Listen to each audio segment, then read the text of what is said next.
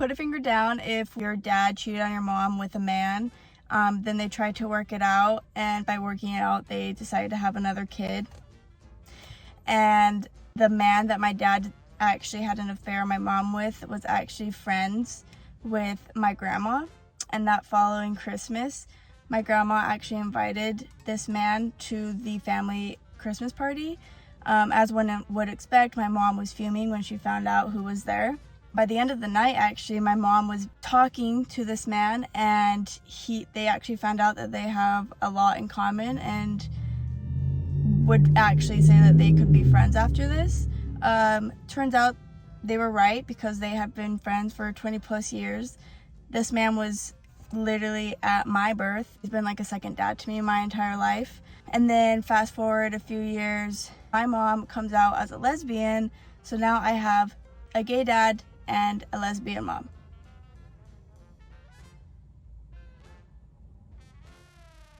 Talk about a plot twist. It's amazing how life can take such unexpected turns. From a messy situation to a found family dynamic, your parents and that guy found a way to navigate all that drama and come out stronger. Now you've got a unique, loving support system. Even if it started off wild, it's pretty cool that everyone found their true selves and made it work. Someone please tell me what I am supposed to do. I have a 20-something that is living in our home, whose room is disgusting. Not only is there dirty laundry all over the floor and wet towels, but food and trash from one end to the other. They refuse to clean it up. And I have been told by professionals, it's their space, let them do what they want in their space. Where is the line between my house and their room? I literally have parents ask me some form of that question weekly. And I don't think I've ever done a video on this, so I'm gonna talk about it.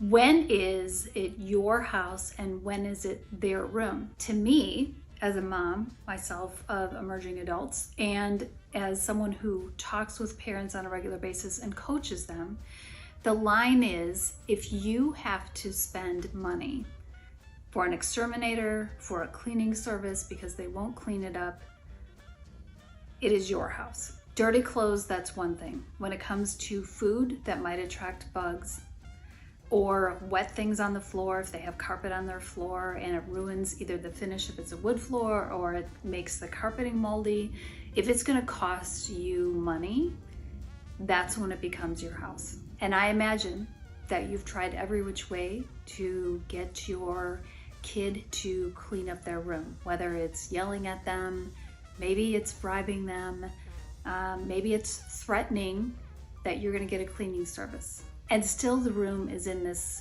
disarray. What can you do? If you have tried to work with them on this problem and it is going nowhere, first of all, I'd be curious, what is going on for your kid that they're willing to live in a space like that, especially if the rest of the house and what you've modeled has been some semblance of clean and in order. So it makes me wonder what's going on. I mean, often it's said like the outside environment reflects the inside. So I'd be curious what's going on inside for them. And then quite frankly, I would like, if they've got clothing that's on the floor, like whatever, like it's not gonna be perfect. The room's not gonna be perfect, right? It's the food issue.